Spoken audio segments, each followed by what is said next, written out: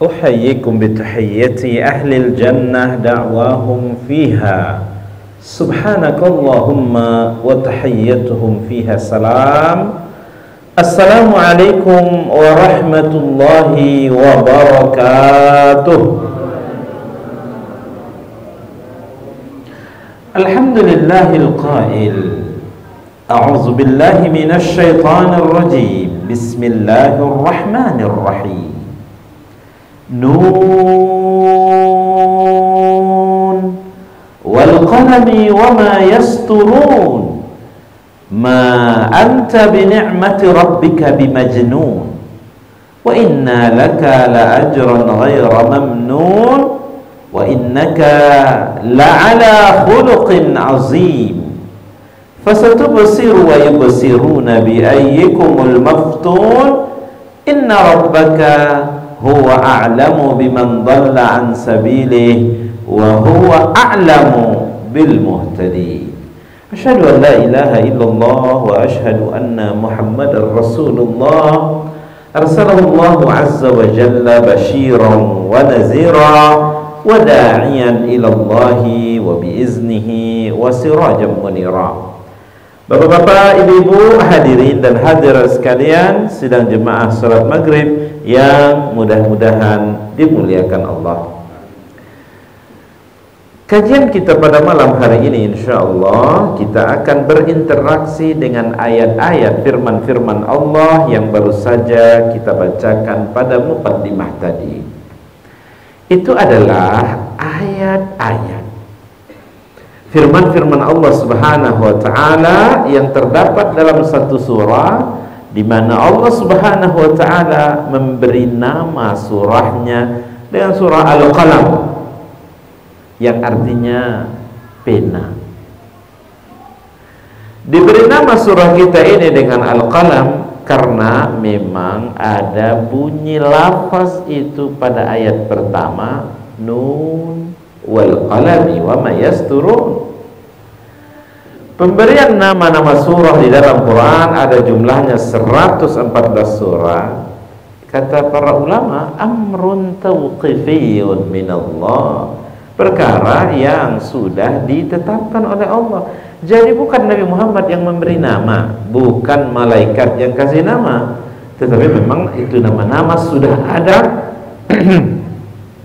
dari semenjak Lauhul Mahfuz, termasuk surah kita ini.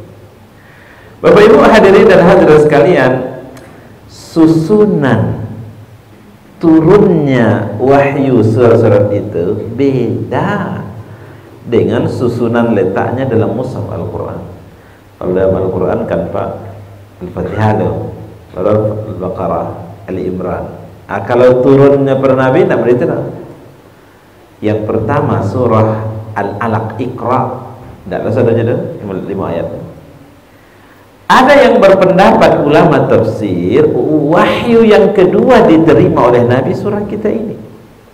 Jadi wahyu yang pertama, Iqra bismi rabbikal ladzi khalaq. Itu sampai ayat kelima, itu wahyu yang pertama. Bapak Ibu, itu sekaligus menjadi SK bahwa Nabi Muhammad itu telah diangkat menjadi Rasul. Itu buktinya, turun wahyu pada dia. Pada ayat Allamal insana alladzi 'allama bil qalam, dia mengajarimu dengan pena. Maka disambut wahyu yang kedua ini dengan firman-Nya, Nun wal qalami. Itu juga kan? Wal qalami wa ma yasturun. Jadi ada keterkaitan, ketersambungan. Bapak Ibu hadirin dan hadirat sekalian yang dimuliakan Allah, ada yang berkata di antara yang paling duluan diciptakan oleh Allah pena, karena dengan itu Allah menulis segala yang ada di alam ini, termasuk nama-nama. Bapak Ibu, ternyata waktu Allah mengajarkan Nabi Adam nama-nama, wa 'allama Adam al-asma'. Nah, termasuk nama-nama kita ini juga sudah ada namanya. Gitu. Pak Ustaz, kalau yang buruk-buruk termasuk yang buruk-buruk, supaya itu menjadi perbandingan. Itu kira-kira. Bapak Ibu hadirin dan hadirat sekalian yang mudah-mudahan dimuliakan Allah. Apa pesan-pesan, informasi-informasi penting, wasiat-wasiat untuk kita amalkan melalui ayat-ayat kita, firman-firman Allah yang Allah beri nama surahnya dengan surah Al-Qalam. Mari Bapak Ibu yang dimuliakan Allah, dimulai oleh Allah Subhanahu wa taala firman-Nya pada ayat yang pertama, Nun wal qalami wama yasturun. Dalam pembahasan kata nun yang merupakan lafaz yang berbunyi pada pangkal awal surah, itu berbeda-beda ulama menafsirkannya. Ada yang berkata nun itu dimaknai tinta, ya karena kawannya tinta itu pena, sebab pena setelah itu Allah sabian. Maka oleh karena itu nun wal qalami demi pena wa nun kau mungkin tinta. Ada yang berkata di kalangan ulama tafsir nun itu bermakna tinta. Tetapi ada juga yang mengatakan nun itu seperti yang Allah sebutkan dalam Quran, wazannun, itu adalah nama ikan yang pernah dulu Nabi Yunus masuk ke dalamnya, selamat dia, namanya ikan zannun. Itu pendapat. Ada pula pendapat yang ketiga, Bapak Ibu, perkataan Allah dalam ayat ini nun itu, ini pendapat mayoritas para ulama, itu sama dengan apa yang Bapak Ibu jumpai dalam Quran, huruf-huruf yang terpotong, terputus, alif lam mim, seperti alif lam ro, ada yasin, ada qaf, ada nun, banyak lagi, kaf, ha, ya, ain, sad. Itu semuanya ulama-ulama bersepakat. Apa artinya? Allahu a'lam. Itu. Apa artinya? Allah yang paling mengetahui tentang maknanya. Kenapa para ulama tidak mau terlalu jauh membalik? Iya, kita tidak ngerti Allah, ilmu kita tidak sampai ke situ. Tapi Bapak Ibu sekalian, jangan sampai pula pemahaman kita tidak berarti itu sia-sia Allah turunkan. Tidak ada yang sia-sia dari satu titik pun, satu huruf pun yang Allah turunkan. Bukan tidak ada maknanya, ada maknanya, akal pikiran kita tidak sampai ke situ. Kita serahkan pada Allah.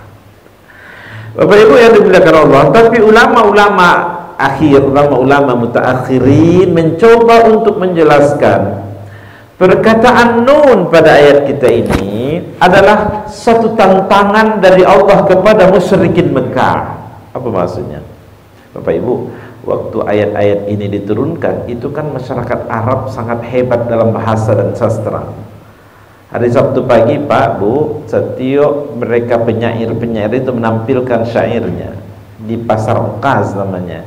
Dan kalau yang bagus syairnya, maka diberikan apresiasi, diberi hadiah setiap Sabtu pagi. Maka ketika itulah ayat-ayat ini turun. Oleh karena itu, mukjizat yang Allah turunkan kepada Muhammad berupa Al-Quran ini, itu mukjizat terbesar. Kenapa? Karena ini firman-firman kalam Allah yang datang dari Allah Subhanahu wa taala. Maka kepada pembangkang musyrikin Mekah itu Allah menantang mereka. Kalau kalian hebat dalam bahasa, dalam sastra, coba buat tandingan ayat kau. Buatlah satu ayat atau satu surat di mana Allah pula menunjukkan, Bapak Ibu, di mana ayat-ayat itu adalah terangkai dari alfabet bahasa Arab. Satu di antara adalah huruf nun. Ayo, kata Allah mengatakan pada musyrikin Mekah, ayo, siapa yang bisa untuk menandingi Quran? Satu ayat jadi, satu surat jadi. Dan Allah menunjukkan ayat-ayat itu terangkai dari alfabet bahasa Arab, satu di antara hurufnya adalah huruf nun. Bapak Ibu, namun tidak ada satupun yang menyanggupi untuk menandingi Al-Quran. Satu pun ada. Justru musyrikin Mekah itu banyak yang tertarik dan masuk Islam gara-gara mendengarkan Al-Quran. Contohnya Umar bin Khattab masuk Islam gara-gara Al-Quran, mendengarkan saudaranya sedang baca Quran. Bapak Ibu hadirin dan hadirat sekalian yang dimuliakan Allah. Jadi memang talingo orang Arab tidak biasa mendengar cek-cek huruf nun, alif, lam, mim. Itu perkataan yang tidak dipakai. Oleh karena itu merasa asing oleh telinga. Makanya Bapak Ibu, setiap perkataan-perkataan itu ada info penting setelah itu. Yang tadi sedang masak, nyatian masaknya, yang tadi sedang mencuci, yang sedang beraktivitas berarti. Maka dia akan fokus kepada sumber suara. Karena ada berita penting yang disampaikan setelah itu. Contoh, alif lam mim. Allah yang tahu maksudnya ya. Dan itu tidak biasa perkataan itu. Lalu orang yang tadinya beraktivitas berhenti bekerja dan fokus kepada sumber suara. Lalu Allah menyampaikan info setelah itu, dzalikal kitabu la raiba fihi hudan lil muttaqin. Itu kitab Al-Quran, tidak ada keraguan di dalamnya, otentik beritanya langsung dari Allah. Sudah 1400 tahun Pak Bu, tidak ada berubah. Satu saja titiknya berubah, komplain seluruh dunia. Nah begitu kira-kira. Bapak Ibu hadirin dan hadirat sekalian, maka informasi yang Allah sampaikan setelah perkataan huruf yang terpotong terputus ini nun, maka Allah berfirman wal qalami wama yasturun.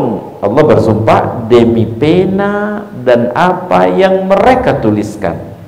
Nah, ini mereka Pak Bu, setelah wahyu yang pertama turun, Iqra bismi rabbikal ladzi khalaq. Jadi sebelumku ada orang-orang yang mengejek, menghina Nabi masih di belakang-belakang layar, ya kan? Tapi kini Nabi itu sudah diangkat jadi Rasul, dah jaleh. Dan mungkin baru orang Yahudi lain bahwa Nabi terakhir itu dari negeri dari bangsa Yahudi. Oleh karena itu, yang menentang Nabi sudah mulai berterus terang, ala nampak cecek di muka. Oleh karena itu, kemampuan mereka yang hebat bersair itu, mereka gunakan semuanya untuk mengejek, untuk menghina Nabi, untuk menurunkan reputasi Nabi. Mereka katakan Muhammad itu gila, mereka katakan Muhammad itu pembohong, mereka katakan Muhammad itu penyihir. Pokoknya label-label negatif ditempelkan pada Nabi. Walaupun Bapak Ibu, kenyataannya tak ada. Nabi Muhammad itu orangnya cerdas, orang gila Nabi Muhammad, dan ia sudah sangat terkenal dengan kecerdasannya jauh sebelum diangkat menjadi Rasul. Nabi Muhammad itu orang yang kejujurannya di atas rata-rata, dia dapat dipercaya al-amin. Itu jauh sebelum diangkat menjadi Rasul, dia sudah berperangnya begitu. Lalu kalau ada orang musyrikin Mekah memberikan label negatif kepada Nabi Muhammad, penutup, Muhammad itu berbohong, Muhammad itu penyihir, itu tidak ada, tapi ditempelkan, dipaksakan untuk itu ditempelkan pada Nabi. Kalau zaman kini itu disebut dengan pembusukan, pembunuhan karakter orang elok. Caranya orang elok kok supaya adalah tidak simpati masyarakat kayaknya lain, dihancurkan reputasinya. Itu cara lama yang bukan cara baru, cara lama yang sudah pernah dipraktekkan musyrikin Mekah kepada Nabi. Makanya mereka kepiawaian dalam bersair, bersastra itu mereka gunakan untuk menghina, mengejek Nabi. Oleh karena itu, justru Allah Subhanahu wa ta'ala hadir mengcounter isu itu dengan menurunkan ayatnya yang kedua pada surah Al-Qalam ini. Apa kata Allah? Karena kan Bapak Ibu, Nabi Muhammad baru diangkat menjadi Rasul, pengikutnya belum banyak. Maka oleh karena itu Allah hadir sendiri dalam mengcounter isu yang mereka sampaikan. Apa kata Allah pada ayat yang kedua dari surah Al-Qalam ini? Ma anta bi ni'mati rabbika bimajnun. Tidaklah engkau wahai Muhammad dengan karunia Allah engkau bukanlah orang gila. Musyrikin Mekah menuduhkan Nabi Muhammad itu gila. Justru Allah mengcounter isu itu dengan menurunkan ayatnya pada ayat yang kedua, ma anta bi ni'mati rabbika bimajnun. Tidaklah engkau wahai Muhammad, engkau bukan orang gila. Justru Bapak Ibu, Allah Subhanahu wa ta'ala mengapresiasi amalan Nabi itu. Kata Allah begini, wa inna laka la ajran ghaira mamnun. Sesungguhnya bagimu wahai Muhammad, engkau akan mendapatkan ganjaran balasan pahala yang pahala itu tidak pernah putus-putusnya. Ghairu mamnun itu bermakna ghairu maqtu'. Bagaimana maksudnya? Nabi Muhammad akan dapat pahala mengalir terus, tidak putus-putusnya. Begini, Nabi pada waktu mendapatkan risalah wahyu dari Allah, maka Nabi tidak stop, dia tidak tahan ilmunya itu pada dirinya. Lalu Nabi Muhammad diajarkan yang didapatkan itu kepada para sahabat. Jadi waktu Nabi menyampaikan kembali risalah yang datang dari Allah, itu kan dapat pahala Nabi itu. Setelah Nabi menyampaikan para sahabat ini tidak mereka stop pada diri mereka, mereka sebarkan pula kepada generasi di bawahnya anak tabi'in. Sewaktu mereka para sahabat menyampaikan kepada generasi tabi'in, para sahabat ini berpahala, Nabi Muhammad juga ikut kecipratan dapat pahala. Begitu seterusnya, begitu. Saya menyampaikan kaji ini pada malam ini, Nabi Muhammad turut ikut dapat pahala. Bapak Ibu, ayat ini ingin menyampaikan pada kita, jangan berperhitungan, ya, jangan berperhitungan kalau ingin melakukan kebaikan di tengah masyarakat. Karena ibu bapak yang pernah mengusulkan, "Wek kajian lah, wek tampil-tampil awak tanya kau ustaz-ustaz lah, akhirnya rancak rame orang tibo." Bapak Ibu yang dimulakan Allah yang dulu pernah mengusulkan itu parah. Apa itu dah mutasi? Apa itu dah dibawa dari Allah meninggal? Sementara idenya dulu masih dipakai, mengalir terus pahalanya kalaupun dia sudah meninggal dunia. Oh, dah pindahnya ke tempat lain, juga anaknya di Jakarta. Ide yang pernah dia sampaikan itu masih mengalir pahalanya pada dia. Dapat tarikh.